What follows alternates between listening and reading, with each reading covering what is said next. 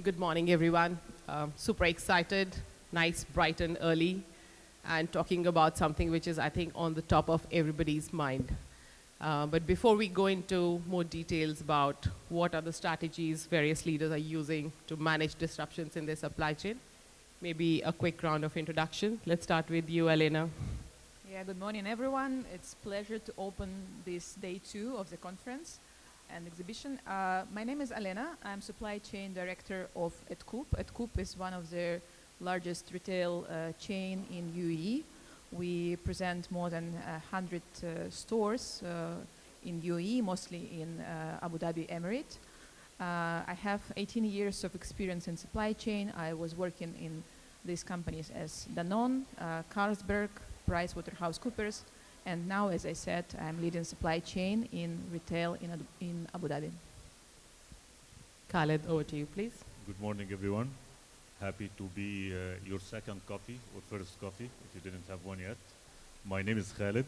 I work as the Chief Supply Chain and Operation Officer for a company called Halwani Brothers. It's a food manufacturing company, operates between Jeddah and Cairo. I've been working in supply chain and operations for almost 25 years in companies like Americana, Mars, PepsiCo. Very happy to be here with you today. Thank you so much, Khaled and Alena. And I'm Himani, your moderator. I have about 25 years of experience in supply chain across various industries. And I currently work with Miebach Consulting. It's a supply chain consulting firm. Right. Before we start, I just want to kind of set the context and give you some interesting numbers to chew on while we speak. And I actually managed to lay my hands on a report by DP World.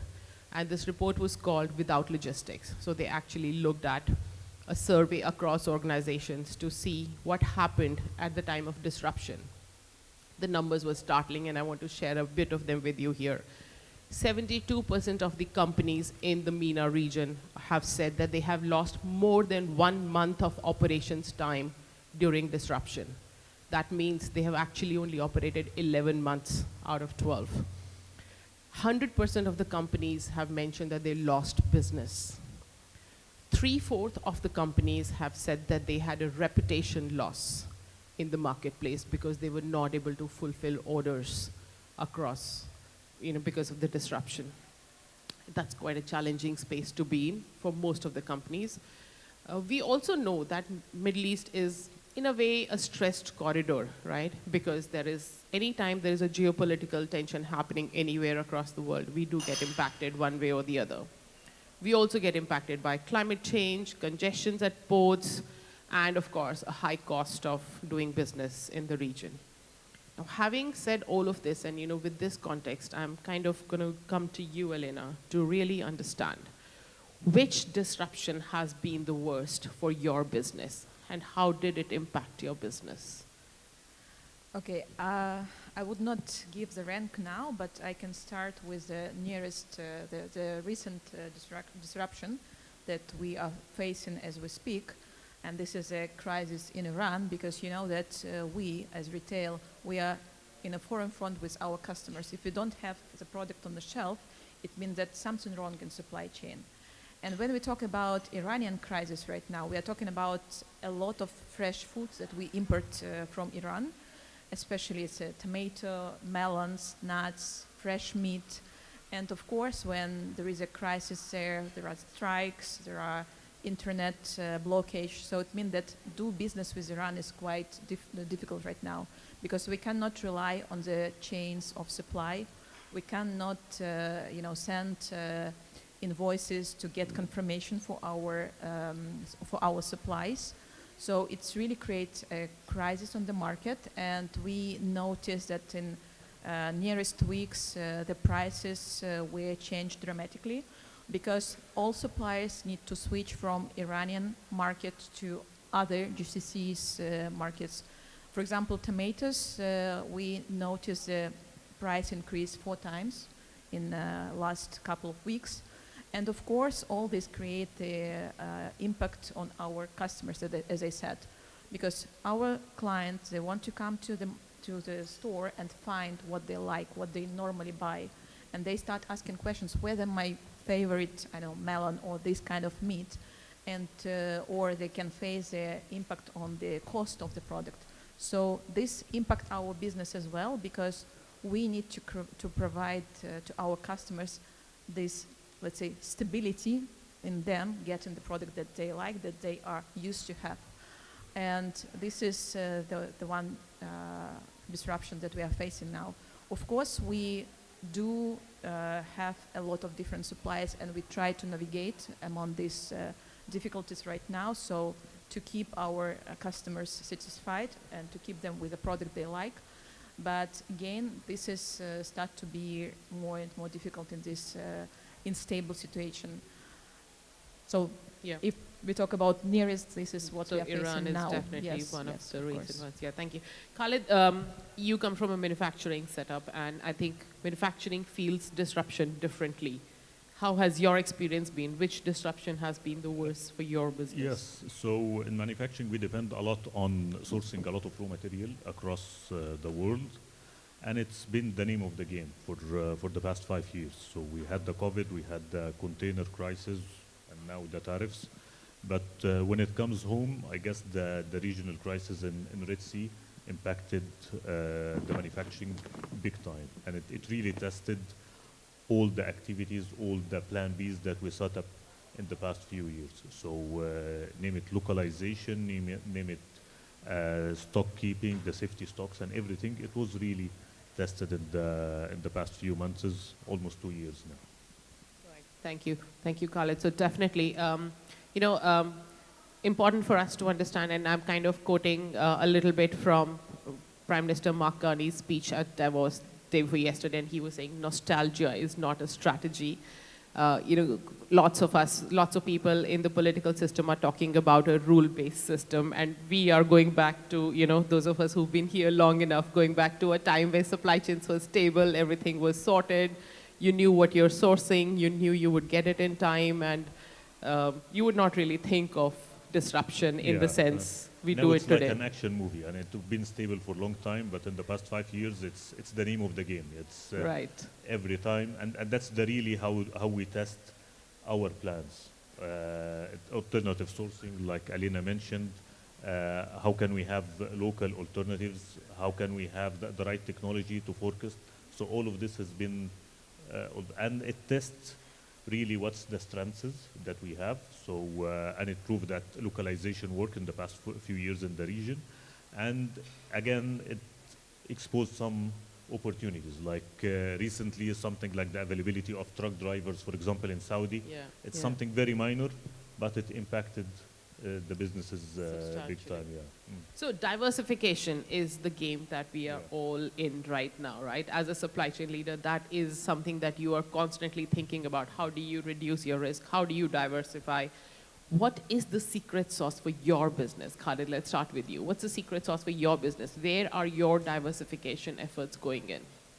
So the first one, it's not mainly about supply chain, is how can we use this crisis to redefine our business. So since COVID, when we saw all the shelves are empty, there was always some product that no one picked up.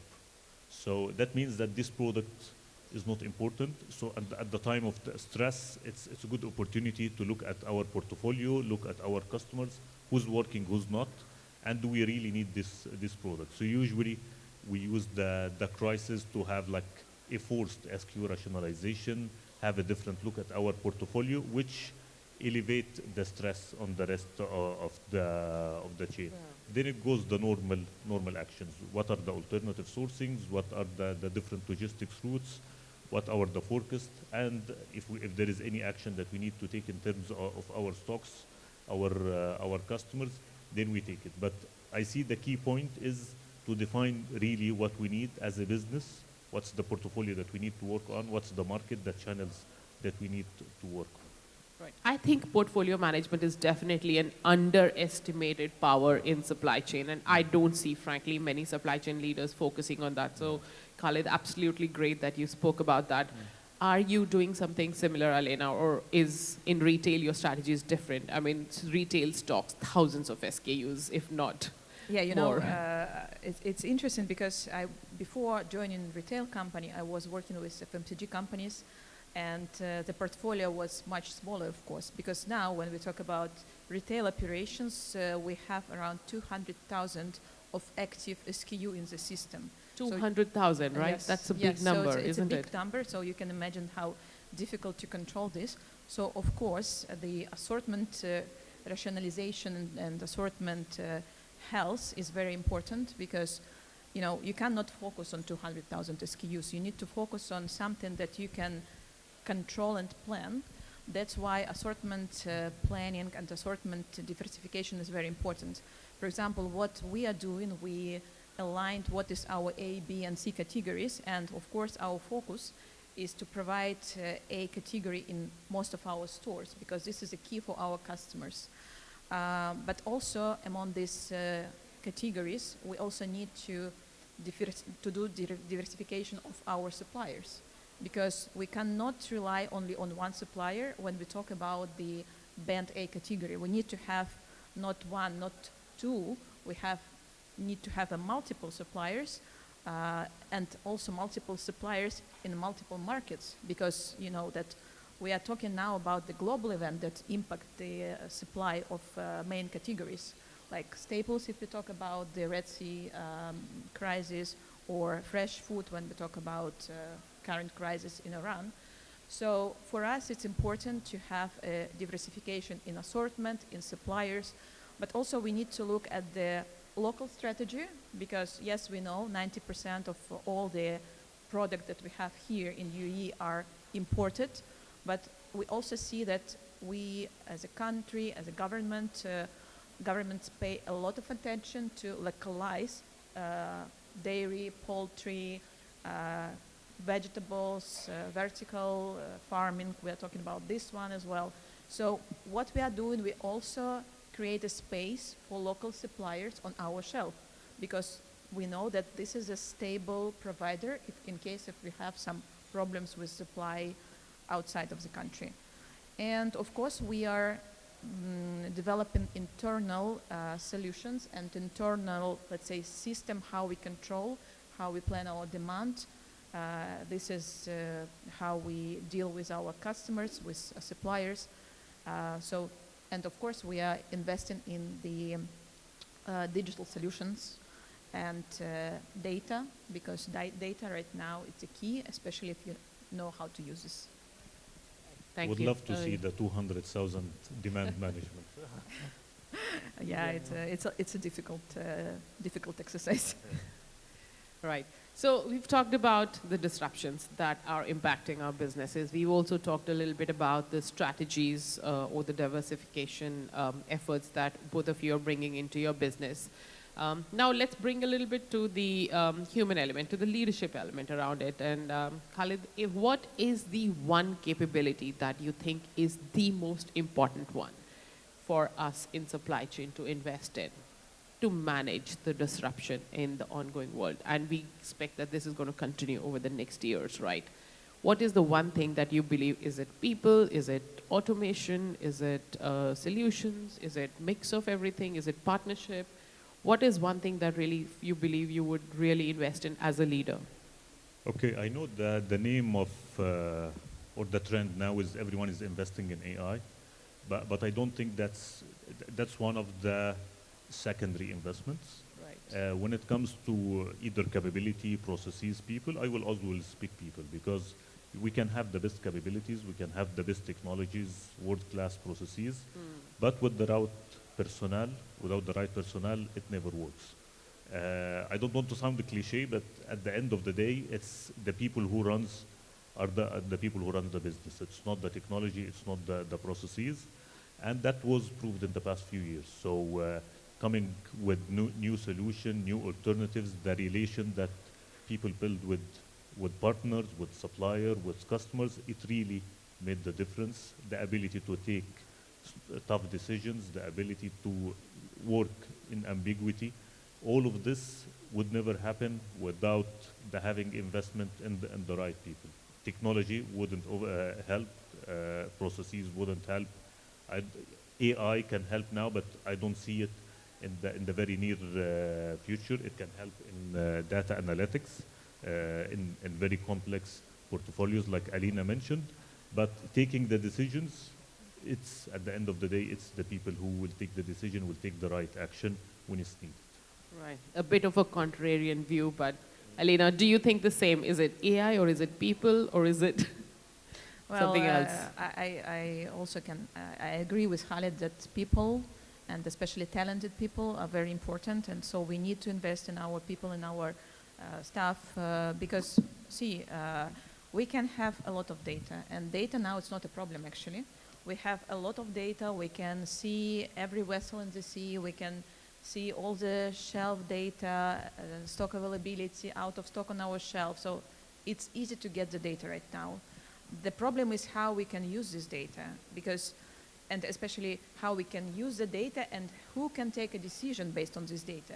Because when we talk about people, for me, for example, a good planner is a key, because a good planner for me, not those, that one that can interpret the data, but also who can create the solution, who can create a worst case scenario, normal scenario, best case scenario, and made a decision where to go, what to do, who can go and to communicate with commercial colleagues, who can go and speak to finance because he or she understands how P&L works and how any decision impacts the P&L in the company.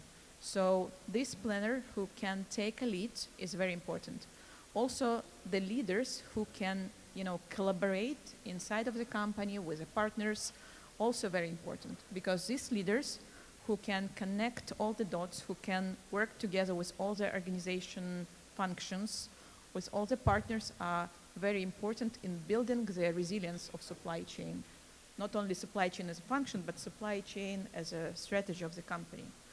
And also, when we talk about, especially retail, our front end people who work with in stores, in DC, they are also important for us, because when we have a shortage of some goods, we need someone to step in and speak with our customers and explain, we don't have this particular item, but we have another one that can substitute what you want and can explain the situation. So this is very important. Again, I will repeat myself. I believe that people and talent, this is where we need to invest, and not only in supply chain, but also overall organization, because this is how we communicate with the audience that we have. It will really help to understand the market and to help to our customers. Right, thank you. And I believe that there is a session specially dedicated to talent and supply chain later today, so please stay back for that and listen to the new strategies that we are using for that. Okay, we have a little bit of time for some audience questions. Happy to take any questions from the audience, if you have for Khaled or Alena, or any general comment or thoughts that you want to bring about managing supply chains in ambiguous times. Or maybe we can ask the audience what disruption they have now in their supply chain that they can share. Right, no, absolutely, yeah. I mean, if there are any thoughts around that, anyone wants to add anything? Yes. I believe that one of the most challenging the partnership with your distributors, partnership with your suppliers. I think the talent is good, but if the company don't have the mindset of having good partnership with your suppliers, with your distributors, the cycle will be broken, because at the end you are trying to find the kind of profitability for your company, but also you need to focus with the partner profitability. So I think this is one of the most challenging parts, to find a common way between you and your partners. Yeah, actually, this is, sorry, if I, it's my painful point, I guess. I just want to voice over this, that you're absolutely right, because collaboration with our partners is very important. Because we, especially in retail, as I said, if we don't have product in the supply chain starting from the production side, you don't see it on the shelf. So it means that we cannot sell it, so our suppliers cannot sell it. So it's all chain is missing the end result. And for me, especially, transparency in communication and let's say at least in some point we need to have a common target. Of course, we all have our own targets. Sometimes they are not contributing each other, but we need to find a way with our suppliers to have this open discussion. And what we are doing right now at Adcoop, we are building this collaborative planning model, and we want to attract our suppliers to have this vendor management inventory in the warehouse. So we're really open to provide all the data, because we believe that our common approach will gain more than if we work, each of us separately. So you're absolutely right, and thank you for bringing it. Thank you, Alena. Khaled, you would like to add something? Yes, it's usually partnership, it goes two ways, and there is some KPIs, SLAs, as Alena mentioned, but the most important one is the human part of it. Yeah, if I don't understand the need of the supplier or my partner, if I don't have the right transparency, the right visibility, usually this will not help. So we get a lot of tips. If supplier is struggling, for example, in cash, is struggling in sourcing material and so on, it will be a lot of quicker if I have this personal relationship and understanding to get the red flag quickly and find solution in a quicker way. This is absolutely right, but just building, that's what we want to achieve. How we want to achieve it, it comes a lot. There is part contractual, KPIs and so on, and there is part of how we deal with each other. Thank you so much. Khaled, any other thoughts or questions or comments from the audience? Otherwise, we are ready to close the session. Thank you so much, everybody. You've been a great audience. Thanks a lot, Alena and Khaled, for sharing your thoughts. Thank you. Bye-bye.